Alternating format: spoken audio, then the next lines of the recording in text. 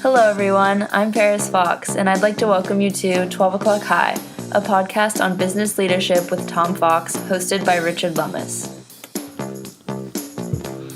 Hello, and welcome to another episode of 12 O'Clock High, a podcast about leadership. This is Richard Lummis. I'm here with Tom Fox for another discussion on how to improve our leadership skills.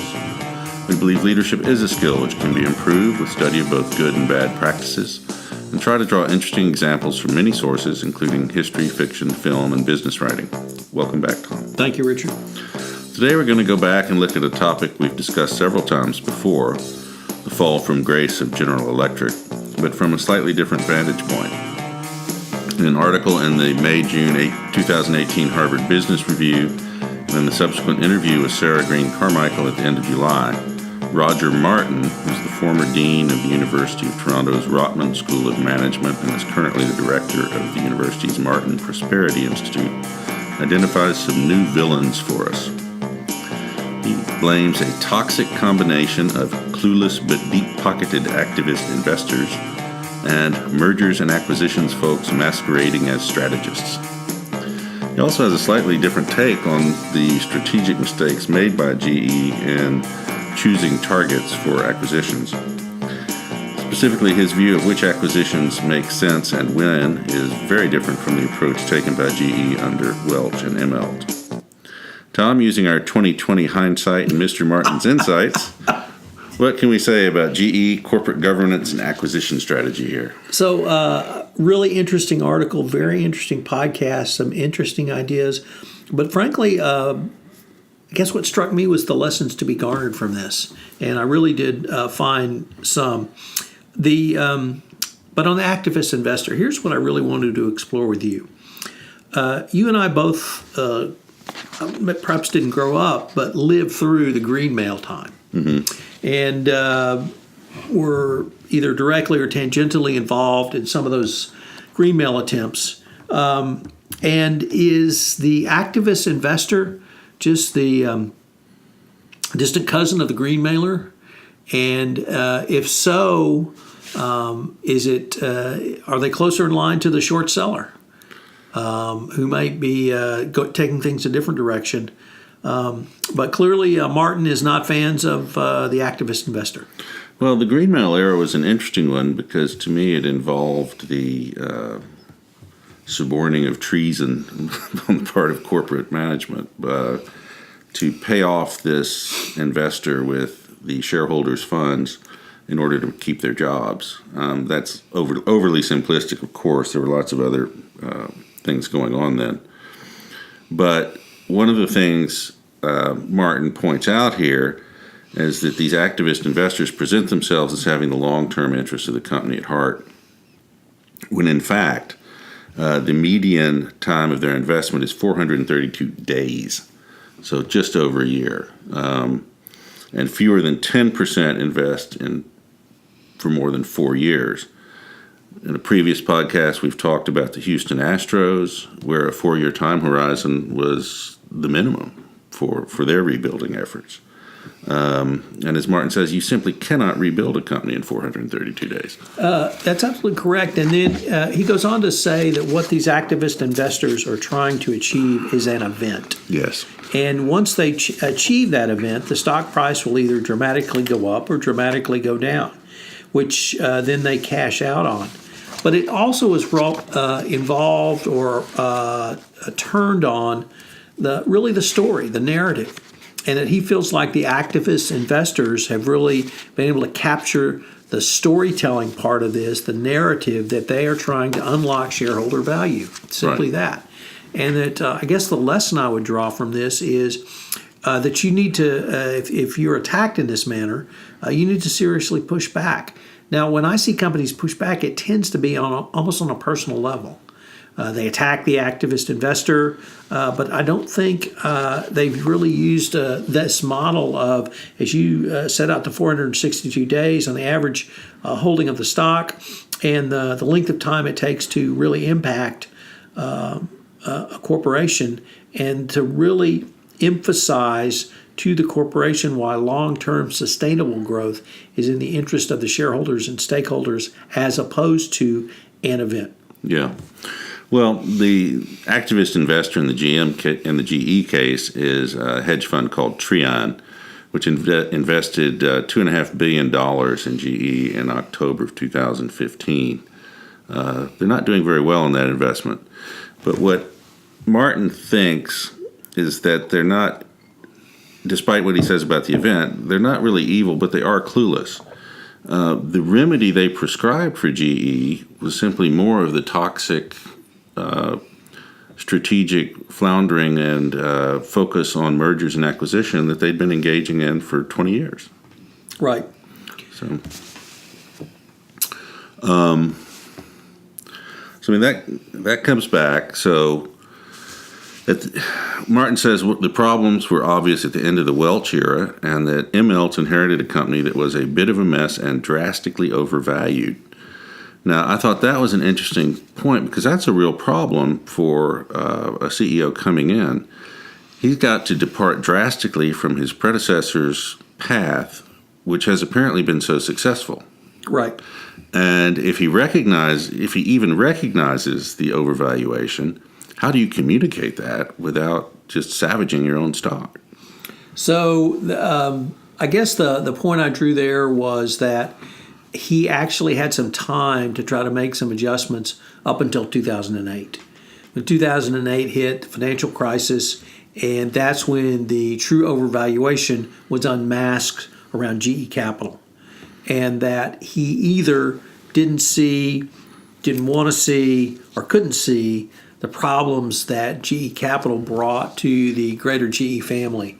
And so I guess I felt like Immelt had some, to answer your specific question, had some time to try to make a change, but either couldn't, wouldn't, or didn't think he should change from the strategy going forward. Yeah, I'm just not sure how he could have done it without a revolt. Yeah, and dramatically reducing shareholder value. I mean, not even value; it's just price at this point. It's not the value, but it's hard to distinguish between the two sometimes. Now, Martin says that a lot of it is a talent thing, by which he means that most CEOs don't know much about strategy. They come from an M&A background, or they have an MBA, and then they hire as their head of strategy a guy from M&A or who has an MBA. And so M&A always seems like a good idea when you've got people, when that's what they're good at. Right. So in this case, it doesn't unlock shareholder value, but it's what you know how to do, so that's what you do. And when you look at it now, the announcement this summer is what they're going to do is more and bigger divestitures because the last ones haven't worked. Right. But it's just the same process. And so that leads Martin to a discussion of how do you get off that treadmill of one M&A giving you more M&A, and then you get to the M&A and D, with the D being divestitures, because now you recognize that the previous A's no longer fit the corporate strategy. And so what you're doing is making the investment bankers rich and the shareholders poor. But he says they were selecting their targets wrong, that they were selecting targets because they would bring growth to the company, where instead you had to pick targets for an acquisition where you're going to give it more value than you're actually getting from it, right. Which I thought was a really interesting way to phrase it. Right, and that was, for me, the central, most interesting point of the interview and of the article. But some of the other points you raised, particularly around having a strategist as opposed to an M&A person, or he even went a step further, I thought, where he said M&A people are very good at either buying or cutting costs. Yeah. And really no in between. And so it made me really think about the corporate strategist and companies having a corporate strategy function and utilizing that a little bit more. On the purchase, the individual purchases of the company, that key insight that you gave us was for me the same, that you really unlock the value of an acquired company when you bring something to that company that increases its value. If you're purchasing it just to raise your number or raise your market share or raise your something, and have that acquired entity bring to you, you are probably doomed to failure. At least in Martin's eyes, you're going to be doomed to failure. And the strategy that GE,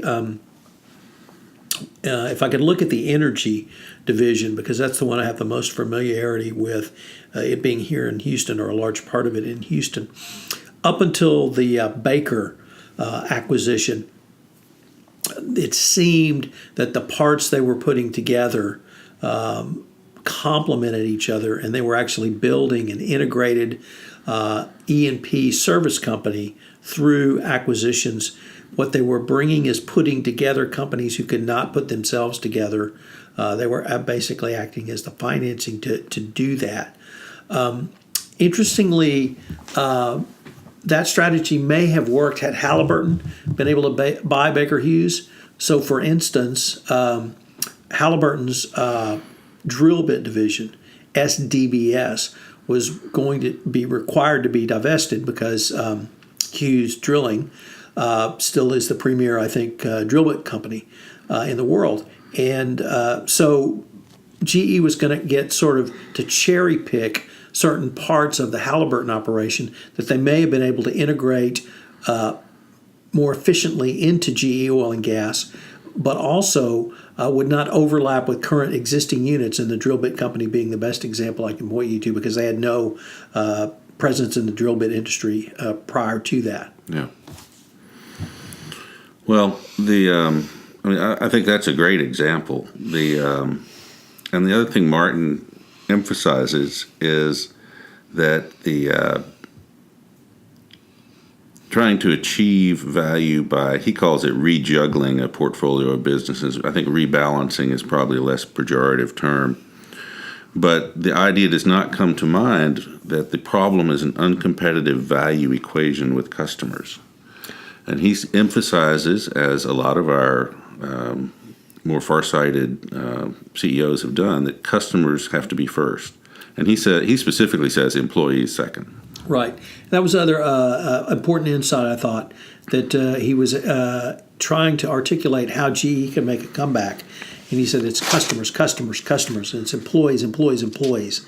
And that you've got to get your customers aligned with you through your product offering, your service offering, the way you take care of them, the way you do financing, whatever it may be, with them, and that you have employees then pay attention to your employees and align them in the same manner. But to have that's how you would begin to make the comeback. But before we get, I did want to speak about the Alstom acquisition, because we talked about that in the GE Success Theater podcast we did, and the example that the GE executives appended to Alstom refused to, or were afraid to bring any bad news or even bad projections to iMelt. Right. And that was a huge problem. And that really, I thought, encapsulated a lot of the problems with the Alstom as an acquisition.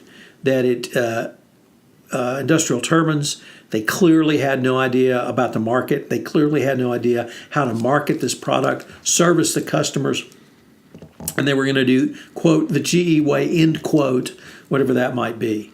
And that it turned out that the GE way was the emperor has no clothes. Yeah. And they were just depending on Alstom, who had been down for many years, frankly, to turn that part of GE around, and it was never going to work. And then when you overlay that with refusal to present accurate information to either the current CEO or then CEO and the board of directors, you had a true recipe for disaster. Well, and I think you have two different types of information here, much as we discussed with the Astros. You have financial metrics, which are fairly hard, although they can be manipulated as well. But a lot of the other costs that are not readily quantifiable are one of the reasons these things are so destructive. And Martin points out that the biggest beneficiaries of these divestitures at GE are probably GE Healthcare's two biggest global competitors, Philips and Siemens. And that's because the GE executives are going to spend the next 2 years on carve-out audits, creating services and systems to replace the shared services, negotiating new stock-based compensation, and doing roadshows for investors, while Phillips and Seaman will have the opportunity to focus on building their businesses. And that was another great insight as well. And what I had not fully appreciated, I appreciate the acquisition costs, but I had not appreciated the divestiture. The distraction cost is incredible. Yes, as well. So, as Martin leaves it, he says, good luck with that, GE and Treon.